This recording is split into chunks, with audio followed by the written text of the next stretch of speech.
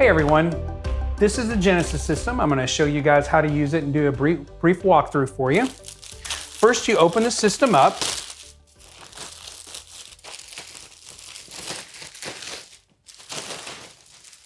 Okay. Each system comes with an instruction for use form. So before we use this system, we want to make sure that we set it directly on a table that doesn't have anything underneath it, because we want to make sure that the friction strips are going to be engaged with the table to help hold that patient once we get them into position. Then what we'll do is we'll undo the chest strap that comes with every system, and then we'll open the system up like so. We'll remove the chest pad that will go across once we're finished. And then we'll set it over to the side, and here's the instructions for use for the product. Step 2, we want to strap the side down where the patient is going to load, just like so, and then lay that out.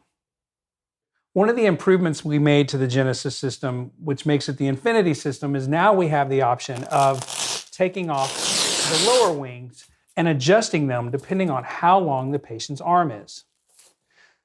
So that way, if your patient's arms are hanging off or a little longer than the torso, then we'll be able to capture that when we are folding and supporting that arm once we move them into position.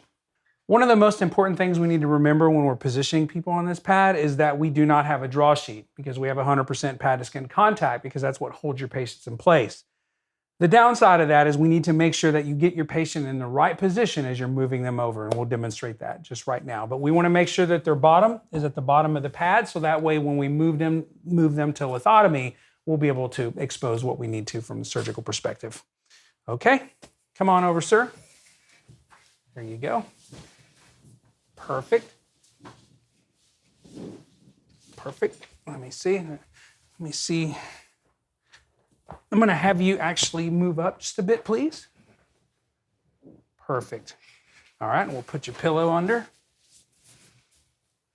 One of the benefits of having a movable pad is we can always position the pad and the patient close to us, especially when lithotomy is required, because all other systems tether to the end of the table and force one of two actions. They force staff to either have to lift and move that patient by hand and sheet to get them into position after induction, or anesthesia ends up having to reach to that patient in order to manage the airway. But here we can manage the airway safely, and we can always control it. We can control everything from our machine. One of the benefits of the new Genesis pad is it allows us to move the lower wing down to accommodate patients with longer arms. And I will show you that process right now. So if you will hold his arm over here. So what we'll do is we'll expose the Velcro that's here. We will take it off, and then we will simply move it as far down as we need to accommodate the hand. And then all we'll do to tuck his arms at that point is have someone grab from the other side, make sure his hand's in the correct anatomic position here, and then drop the sheet. And that's all it takes. Before we get ready to move the patient after we've tucked the arms, remember we had tethered the pad to the table, so that way when they moved over onto the table, the pad wouldn't move. So now before we move, we're essentially going to untether that system, just like so, and put it here, and then we'll get ready to all move together. After we've undone the tethers that hold the system to the table, what we'll do is we'll all now get ready to lift and move the patient. We'll do it together as a team. Each handle has to be lifted together as a team. We'll have someone on the head. We'll have anesthesia managing the airway. She'll do the count. Since we have 8 handles, 2 handles will go to each person on the side. And then what we'll do is when she says it's time to go, we'll lift and slide into the position that's required for lithotomy. On 1, 2, 3. When we're finished moving the patient in the correct position for lithotomy and the arms are tucked, then what we're going to have to do is tether the system back down to the table with the bed rail. What we want to do is we want to go on this side of the retaining bolt that holds the rail on, so that way the structure holds the whole system into place if we're going to go head down.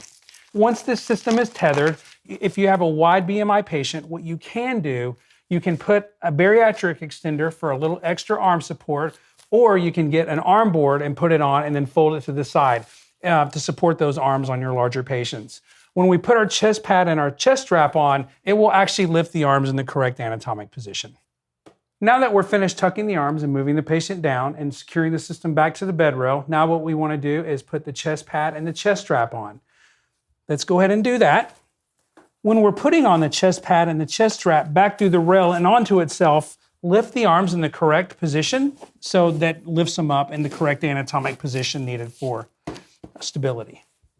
Once we've secured the strap on to the chest pad, we want to make sure that we can get a few fingers in there so that way it's not too tight. He has good thoracic expansion, but we also, again, want to make sure the arms are in their correct anatomic position.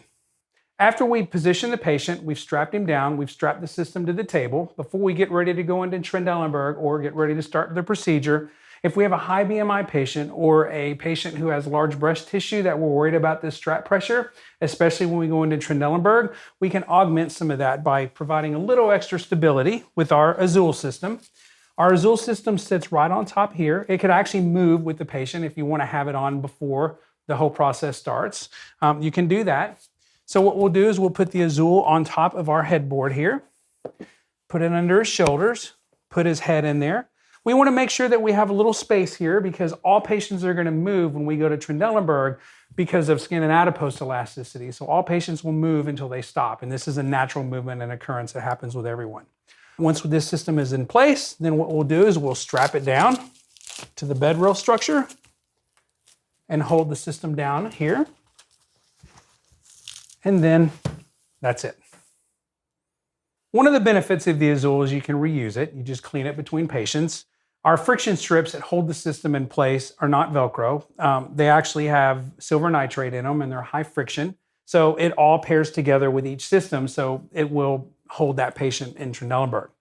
And the other benefit is this system allows the head to move naturally. So we're not putting something behind the neck or we're not keeping the neck from moving naturally. So when we go into positions, it won't crick the neck like that.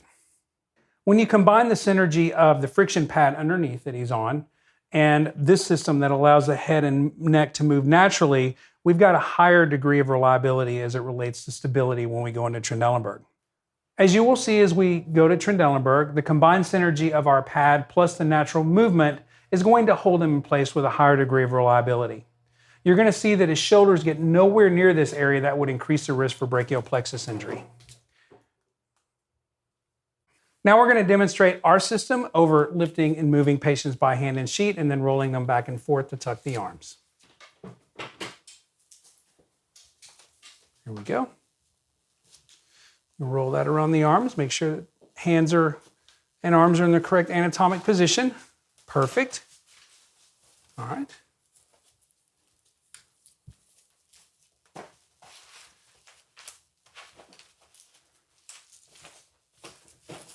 There we go. Now what we would do is untether the system because we're going to move it. Remember, we tethered it. It's in the instructions for use. And now we're all going to lift these handles together as a team approach. We never lift them singly. We have to lift them as a team on the count of 3. 1, 2, 3. And we've moved and simulated a patient moving into position for lithotomy. Now we'll put the chest pad and chest strap on. I'm going to secure the Azul into position.